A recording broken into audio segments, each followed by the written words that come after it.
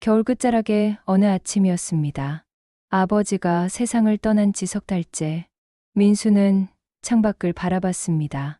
아직 겨울이 끝나지 않은 회색빛 하늘 아래 앙상한 가지들이 바람에 흔들리고 있었습니다. 하지만 자세히 보면 그 끝에 작은 새싹이 돋아나려는 기미가 보였습니다. 봄은 이미 준비되고 있었습니다. 식탁 위엔 유품 상자가 놓여 있었습니다. 형이 며칠 전 가져온 거였습니다. 네가 한번 정리해봐. 나는 도저히 못 보겠어. 형은 그렇게 말하고는 황급히 집을 나갔습니다. 형도 민수도 아버지의 물건들을 대하는 게 쉽지 않았습니다. 민수는 한참을 망설이다가 상자 뚜껑을 열었습니다. 그 안엔 낡은 손목시계가 있었습니다. 가죽줄은 땀에 젖어 색이 바래 있었고 유리에는 작은 금이 가 있었습니다. 그 옆엔 철퇴 안경이 있었습니다. 다리가 한쪽 휘어져 있었고 코받침에는 세월의 흔적이 묻어 있었습니다. 그리고 하나 더, 흰 봉투 하나. 봉투 겉면엔 또박또박한 글씨로 이렇게 적혀 있었습니다. 민수에게. 민수의 손이 떨렸습니다. 그는 봉투를 집어들고 한참을 그대로 있었습니다. 저 봉투 안엔 무엇이 들어있을까? 아버지의 마지막 말이 담겨 있을까? 아니면 그저 잔소리일까? 그는 천천히 봉투를 뜯었습니다. 안에서 종이 한 장이 나왔습니다. 글씨는 떨리고 희미했습니다. 병원에서 쓴 게 분명했습니다. 하지만 첫 문장만큼은 또렷하고 분명했습니다. 민수야, 내가 어릴 적 약속했던 그 벚꽃길을. 그리고 거기서 펜 끝이 멈춰 있었습니다. 더 이상의 문장은 없었습니다. 마침표도 쉼표도 없이 그저 그 한 문장만이 허공에 매달려 있었습니다. 민수는 그 편지를 가슴에 안았습니다. 눈물이 날 것 같았지만 나오지 않았습니다. 그저 심장이 2번, 3번 크게 뛰었습니다. 무뚝뚝한 사람이었던 아버지가, 평생 사랑한다는 말 한 번 하지 않았던 아버지가 내 이름을 그렇게 또박또박 적어두었다는 것만으로도 민수의 가슴은 이상하게 먹먹해졌습니다. 그날 이후 민수의 하루는 변했습니다. 아니, 하루가 변한 게 아니라 그 안을 채우는 무언가가 달라졌다고 해야 할까요?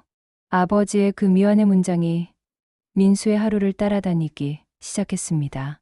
내가 어릴 적 약속했던 그 벚꽃길을, 출근길, 지하철 안, 창문에 비친 자신의 얼굴을 보며 민수는 생각했습니다. 나는 언제부터 이렇게 지친 얼굴을 하고 있었을까?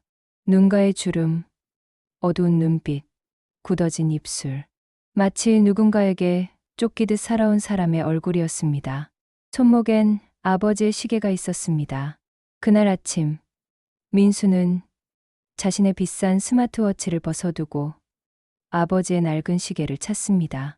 초침은 쉬지 않고 움직였습니다. 일하느라, 가족을 부양하느라, 승진하느라, 집을 사느라. 멈추면 뒤처질 것 같았습니다. 누군가를 기다릴 틈이 없었습니다. 아니, 기다림이란 사치라고 생각했습니다. 하지만 지금은 그 반대였습니다. 시간이 민수를 기다려주는 기분이었습니다.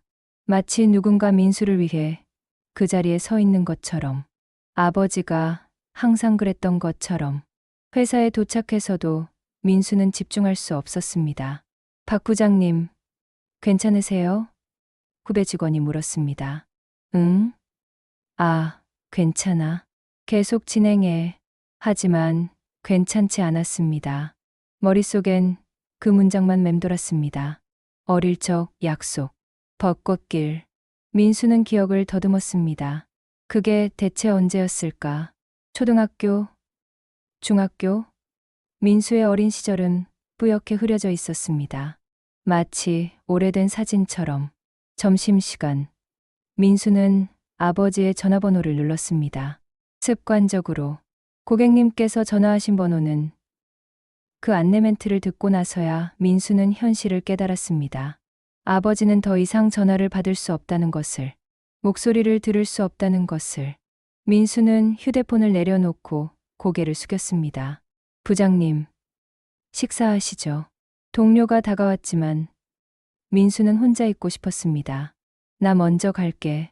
수많은 사람들이 바쁘게 움직이고 자동차들이 끊임없이 달리고 건물들은 하늘을 찌를 듯 서 있었습니다. 하지만 민수는 외로웠습니다. 이상하게도 이 많은 사람들 속에서 혼자인 것 같았습니다. 그때 문득 떠오르는 장면이 있었습니다. 어렸을 때 아버지와 함께 걷던 길, 강가를 따라 이어진 벚나무 길, 하얀 꽃잎이 바람에 날리고 아버지가 민수의 손을 잡고 천천히 걸었습니다. 민수야, 이 길 예쁘지? 네, 아빠. 크면 아빠랑 매년 여기 오자. 약속이야, 네. 그 약속. 민수는 그걸 까맣게 잊고 있었습니다. 나중에 시간 나면, 여유 생기면 그런 말들로 덮어두었던 것입니다. 그리고 이제 그 약속을 지킬 상대는 사라졌습니다. 퇴근길 민수는 평소처럼 집으로 가지 않았습니다. 대신 오랜만에 아버지의 집으로 향했습니다. 아버지가 혼자 사셨던 그 작은 아파트. 민수는 몇 달에 한 번씩 들렀지만 늘 급하게 다녀갔습니다. 식사 한 번 같이 하고 몇 마디 나누고 그리고 아버지, 전화할게요. 그 말만 남기고 떠났습니다. 익숙한 복도, 익숙한 문 앞. 하지만 이제 그 문 뒤엔 아무도 없다는 게 민수를 무겁게 짓눌렀습니다. 대문을 여는 순간 아버지의 냄새가 느껴졌었죠. 이게 아버지가 살아온 공간의 냄새였구나. 거실은 그대로였습니다. 낡은 소파, 오래된 텔레비전, 벽에 걸린 가족 사진, 그리고 벽에 붙은 달력. 달력은 아직도 봄을 가리키고 있었습니다. 4월 3일. 아버지가 돌아가신 날이었습니다. 민수는 달력을 떼어내려다가 멈췄습니다. 왜 이걸 떼어내야 하지? 시간은 흘렀지만 아버지에게 그날은 여전히 4월 3일일지도 모른다고 생각했습니다. 밤이 깊어갔습니다. 민수는 아버지의 방으로 들어갔습니다. 침대는 깔끔하게 정돈되어 있었고 책상 위엔 안경과 책 몇 권이 놓여 있었습니다. 민수는 책상 서랍을 열었습니다. 안에는 오래된 사진들이 있었습니다. 민수가 어렸을 때 사진들, 돌잔치 사진, 운동회 사진, 가족여행 사진. 그중 하나가 민수의 눈을 끌었습니다. 벚꽃 아래 찍은 사진. 어린 민수가 아버지 손을 잡고 웃고 있는 사진이었습니다. 뒤로는 분홍빛 벚꽃이 가득했고 하늘은 맑게 개어 있었습니다. 사진 뒷면에 글씨가 써 있었습니다. 민수 8살, 벚꽃길, 첫 산책. 1995년 4월 8일. 민수는 그 사진을 한참 바라봤습니다. 저 아이는 지금 어디로 갔을까? 저렇게 순수하게 웃던 아이는 어떻게 지쳐가는 어른이 되었을까? 민수는 계속 서랍을 뒤졌습니다. 그리고 낡은 상자 하나를 발견했습니다. 상자를 열자 노트 한 권이 나왔습니다. 표지엔 배달 일지라고 적혀 있었습니다. 아버지는 퇴직 후 몇 년간 새벽 배달 일을 하셨습니다. 민수는 노트를 펼쳤습니다. 빼곡한 글씨들, 날짜와 배달 경로, 메모들이 적혀 있었습니다. 그런데 이상한 점이 있었습니다. 몇몇 날짜 옆에 세모 표시가 되어 있었습니다. 4월 5일 다시 가자. 4월 8일 다시 가자. 4월 12일 다시 가자. 매년 봄의 날짜에 같은 메모가 있었습니다. 민수는 페이지를 넘겼습니다. 2018년, 2019년, 2020년, 2021년 매년 봄마다 똑같은 표시가 있었습니다. 그리고 마지막 페이지, 2024년 4월 3일. 올해는 같이 가자. 민수에게 전화하자. 그 아래 작은 글씨로 이렇게 적혀 있었습니다. 혼자라도 괜찮다.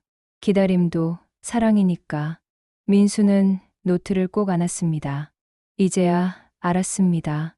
아버지는 매년 그 봄을 다시 가셨던 거였습니다. 혼자서라도, 비가 와도 약속을 지키기 위해, 언젠가 아들과 함께 걸을 그날을 위해. 그날 밤 민수는 아버지의 집에서 잠을 잤습니다. 아버지의 침대에 누웠습니다. 이불에선 아버지의 냄새가 났습니다. 민수는 눈을 감았습니다. 그리고 기억 속으로 들어갔습니다. 꿈인지 기억인지 모를 장면들이 펼쳐졌습니다. 병원, 복도, 하얀 불빛 아래 민수는 휴대폰을 보며 서 있었습니다. 병실 문 너머로 아버지의 기침 소리가 들렸습니다. 박 부장님, 회의 자료 확인 부탁드립니다. 네, 지금 보내드릴게요. 민수는 휴대폰을 만지작거리며 복도를 서성였습니다. 간호사가 다가왔습니다. 보호자분이세요? 환자분께서 찾으세요. 아, 네, 지금 갈게요. 민수는 병실로 들어갔습니다. 아버지, 괜찮으세요? 응. 민수 왔구나. 아버지는 힘없이 웃었습니다. 회사 일 많지? 바쁜데 미안하다. 아니에요. 괜찮아요.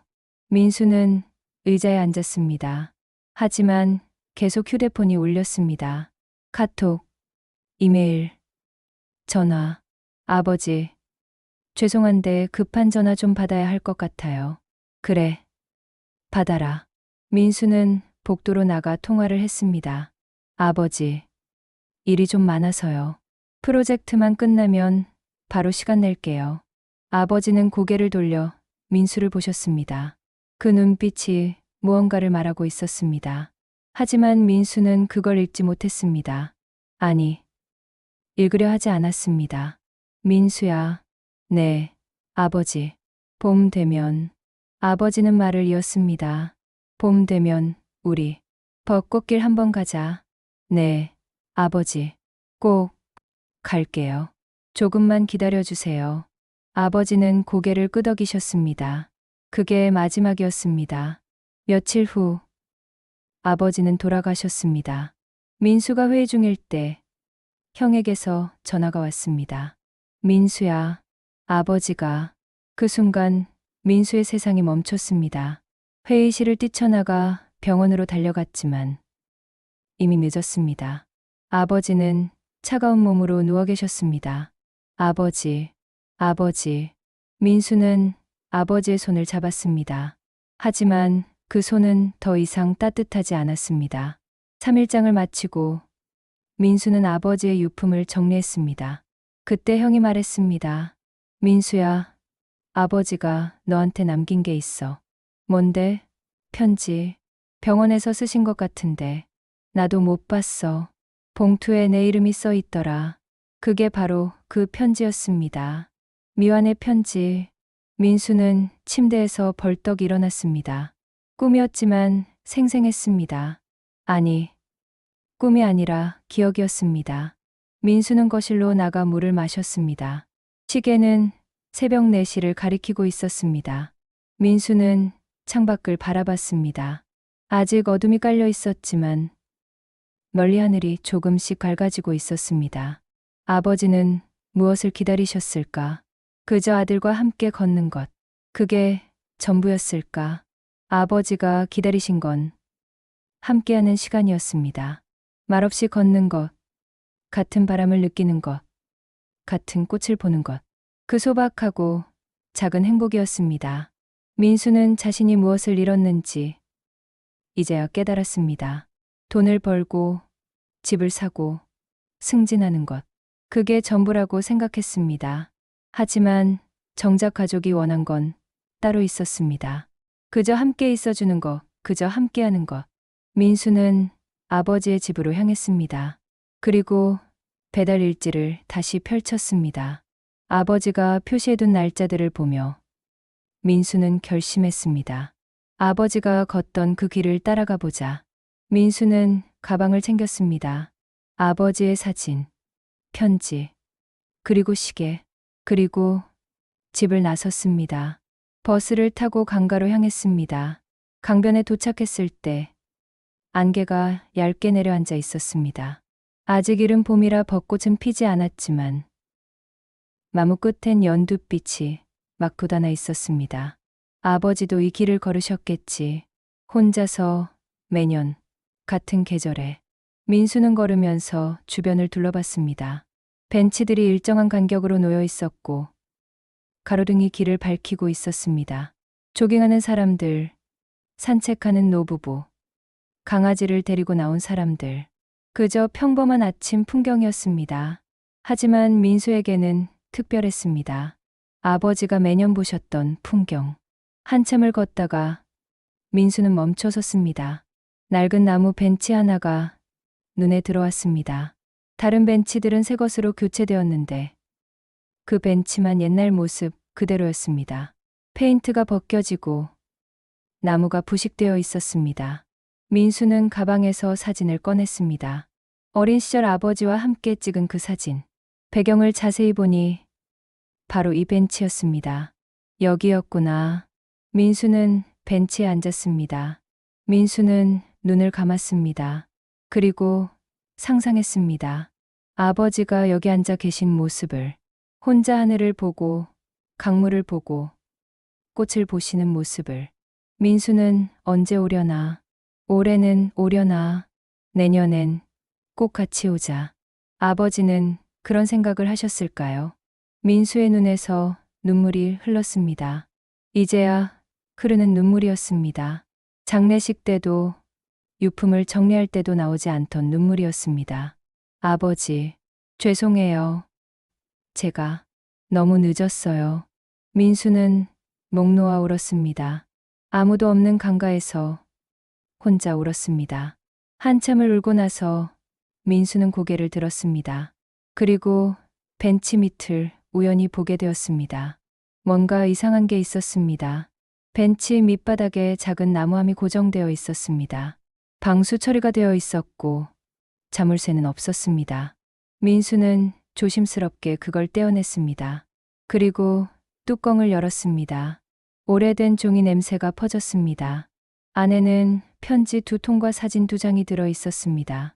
민수는 떨리는 손으로 첫 번째 편지를 꺼냈습니다. 어머니의 글씨였습니다. 어머니는 민수가 중학생 때 돌아가셨습니다. 그러니까 이 편지는 20년도 더 된 거였습니다. 모두 여기 보세요. 내가 먼저 사진 찍어줄게요. 당신은 사진 찍을 때 눈 감으니까. 민수랑 손잡고 크게 웃어요. 우리 셋 행복했으면 좋겠어요. 영희가. 민수는 편지를 읽으며 울면서 웃었습니다.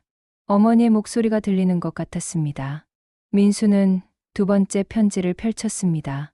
아버지의 글씨였습니다. 최근에 쓴 게 분명했습니다. 민수야, 이 편지를 내가 읽고 있다면 아마 아빠는 먼저 갔을 거다. 아빠가 하고 싶었던 말이 많은데 평생 입이 무거워서 하지 못했다. 너는 앞을 보고 달렸지. 아빠는 뒤를 보며 걸었다. 누군가는 앞에서 끌고 누군가는 뒤에서 받쳐야 넘어지지 않는다. 그게 가족이란 것 같다. 너는 잘하고 있어. 아빠는 항상 자랑스러웠다. 다만 한 가지만 기억해라. 빠르게 사는 것도 중요하지만 천천히 걷는 것도 중요하단다. 옆 사람과 같은 속도로 걷는 것. 그게 함께 산다는 거다. 우리가 같은 길을 걷는 날, 그건 아마 봄일 거다. 그때까지 아빠는 여기서 기다릴게. 너를 사랑한다. 항상. 아빠가. 민수는 편지를 가슴에 안았습니다. 아버지는 사랑한다는 말을 평생 한 번도 하지 않았습니다. 민수는 사진을 꺼냈습니다. 첫 번째 사진은 어린 민수와 아버지, 어머니가 함께 찍은 사진이었습니다. 벚꽃 아래에서 셋이 웃고 있었습니다. 두 번째 사진은 최근 것이었습니다. 아버지가 혼자 이 벤치에 앉아 계신 사진. 누가 찍어준 걸까요? 아마 지나가는 사람에게 부탁하셨겠죠. 쓸쓸해 보였지만 평온해 보였습니다. 민수는 깨달았습니다. 자신도 아버지와 똑같은 실수를 하고 있다는 걸. 민수에게는 딸이 있었습니다. 고등학생 수연이. 수연이는 요즘 민수를 피했습니다. 아니, 피하는 게 아니라 서로 엇갈리는 거였습니다. 민수가 출근할 때 수연이는 자고 있고 민수가 퇴근할 땐 수연이는 학원에 있었습니다. 대화는 점점 줄어들었습니다. 수연아, 밥은 먹었어? 네. 학교는 잘 다니고? 네. 친구들이랑 잘 지내? 네. 짧은 대답들. 민수는 그게 당연한 줄 알았습니다. 사춘기니까, 바쁘니까, 그러려니 했습니다. 하지만 아버지의 편지를 읽고 나서 민수는 이대로 가면 언젠가 후회할 것 같았습니다. 수연이가 어른이 되고 민수가 늙고 그리고 어느 날 민수도 떠날 겁니다. 그때 수연이는 생각하겠죠. 아빠랑 더 많은 시간을 보낼 걸. 민수는 그걸 반복하고 싶지 않았습니다. 그날 저녁 민수는 수연이에게 전화를 걸었습니다. 수연아? 네. 아빠. 이번 주말에 시간 있어? 글쎄요. 왜요? 벚꽃길 같이 갈래? 할아버지가 좋아하시던 길이야. 전화 너머로 잠시 침묵이 흘렀습니다. 아빠, 이번 주는 시험이 있어서 좀. 대신 다음 주에 같이 가요. 그래. 알았어. 아빠, 미안해요. 아니야. 괜찮아. 시험 잘 봐. 전화를 끊으려는 순간 민수는 말했습니다. 수연아. 네? 그럼 아빠가 먼저 가서 기다릴게. 내가 올 때까지. 민수는 그 말을 하고 웃었습니다. 아버지가 나에게 했던 말을 그대로 따르게 하고 있다는 게 이상했습니다. 슬프면서도 웃겼습니다. 대물림이란 게 이런 건가 싶었습니다. 사랑의 방식도, 기다림도, 그리고 후회도. 하지만 민수는 여기서 끊고 싶었습니다. 후회의 대물림만큼은 벚꽃이 만개한 날, 하늘은 맑고 바람은 따뜻했습니다. 아버지가 앉으셨던 그 벤치, 주변은 사람들로 가득했습니다. 가족들, 연인들, 친구들, 모두 벚꽃을 보러 온 사람들이었습니다. 민수는 시계를 봤습니다. 아버지의 시계, 오후 2시. 수연이가 오기로 한 시간이었습니다. 민수는 기다렸습니다. 민수는 초조해지지 않았습니다. 그냥 기다렸습니다. 아버지처럼. 그때 멀리서 목소리가 들렸습니다. 아빠. 민수는 고개를 돌렸습니다. 수연이가 뛰어오고 있었습니다. 머리가 바람에 날리고 얼굴이 상기되어 있었습니다. 아빠, 여기야. 수연이는 민수에게 달려와 안겼습니다. 늦어서 미안해요. 버스가 안 와서. 괜찮아. 아빠가 기다렸어. 민수는 수연이를 꼭 안았습니다. 언제 이렇게 컸을까? 어느새 민수 어깨까지 오는 키가 되었습니다. 수연아, 앉자. 둘은 벤치에 나란히 앉았습니다. 분홍빛 꽃잎들이 바람에 흩날리고 햇살이 따뜻하게 내리쬐고 사람들의 웃음소리가 들렸습니다. 수연아, 네. 아빠, 사진 찍을까? 네. 민수는 휴대폰을 꺼내 셀카 모드로 바꿨습니다. 자, 셋하면 찍는다. 하나, 둘, 셋 찰칵. 민수는 사진을 확인했습니다. 수연이가 웃고 있고 민수도 웃고 있었습니다. 뒤로는 벚꽃이 활짝 피어 있었습니다. 아빠, 이거 예쁘다. 나한테도 보내줘요. 민수는 사진을 한참 바라봤습니다. 그리고 말했습니다. 수연아, 오늘은 내가 가운데 서라. 가운데요? 왜요? 이건 우리 셋이서 찍는 사진이야. 셋이요? 아빠랑 나 그리고 민수는 웃으며 말했습니다. 그리고 봄. 수연이는 고개를 갸웃했지만 곧 이해한 듯 웃었습니다. 할아버지 말씀하시는 거죠? 응. 그럼 할아버지도 함께 찍는 거네요. 그래. 할아버지가 여기 계셔. 민수는 다시 카메라를 들었습니다. 자, 할아버지한테 인사하자. 할아버지, 우리 왔어요, 할아버지. 안녕하세요. 수연이가 카메라를 향해 손을 흔들었습니다. 찰칵. 또 한 장의 사진이 찍혔습니다. 민수는 그 사진을 보며 눈시울이 붉어졌습니다. 하지만 참았습니다. 오늘은 웃는 날이니까. 아빠, 할아버지는 여기 자주 오셨어요? 응. 매년 봄마다. 혼자요? 응. 혼자. 외로우셨겠다. 민수는 고개를 끄덕였습니다. 그래. 근데 할아버지는 외롭다고 생각 안 하셨을 거야. 왜요? 마음속에 우리가 있었으니까. 할아버지는 우리랑 함께 걸으신 거야. 비록 혼자셨지만. 수연이는 잠시 생각하더니 말했습니다. 아빠도 그렇게 생각하세요? 뭐. 혼자 있어도 마음속엔 누가 있다는 거요. 민수는 수연이를 바라봤습니다. 그럼 아빠는 항상 너를 생각해. 회사에 있을 때도, 출장 갈 때도, 내가 옆에 없어도 마음속엔 항상 내가 있어. 수연이는 민수의 팔을 꼭 잡았습니다. 아빠, 나도요. 나도 항상 아빠 생각해요. 민수는 수연이의 머리를 쓰다듬었습니다. 고마워, 수연아. 둘은 한참을 그렇게 앉아 있었습니다. 말없이 벚꽃을 보며 바람을 느끼며 그게 전부였습니다. 민수는 알았습니다. 이게 바로 아버지가 원하셨던 거라는 걸. 함께 있는 것, 같은 시간, 같은 공간에서 같은 것을 보는 것. 그게 사랑이라는 걸. 해가 기울어가고 사람들이 하나둘 떠났습니다. 민수와 수연이도 일어났습니다. 아빠, 갈까요? 응, 가자. 둘은 천천히 걸었습니다. 벚꽃길을 따라, 강가를 따라 수연이가 말했습니다. 아빠, 내년에도 오자. 그래, 오자. 약속이에요. 민수는 수연이의 손을 잡았습니다. 그날 저녁, 집에 돌아와 민수는 식탁 위에 시계를 올려두었습니다. 아버지의 시계. 그 시계는 여전히 또박또박 소리를 냈습니다. 똑, 딱, 똑, 딱. 민수는 그 옆에 아버지의 편지를 펴놓았습니다. 그리고 조용히 말했습니다. 아버지, 봄은 잘 도착했습니다. 초침이 한번 움직였습니다.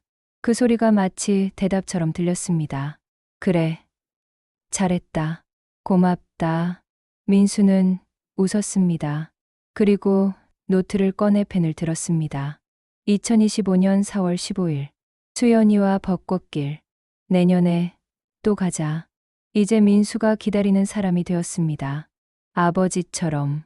창밖을 보니 별이 떠 있었습니다. 저 별들 중 하나가 아버지일까요? 민수는 창을 열고 밤하늘을 바라보며 말했습니다. 아버지, 보고 싶어요. 그리고 사랑해요. 바람이 불어왔습니다.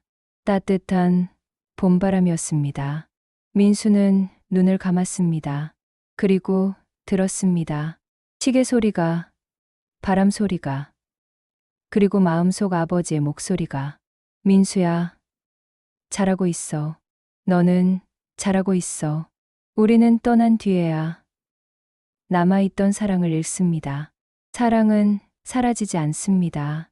시계는 멈추지 않고, 계절은 돌아오고, 약속은 이어집니다.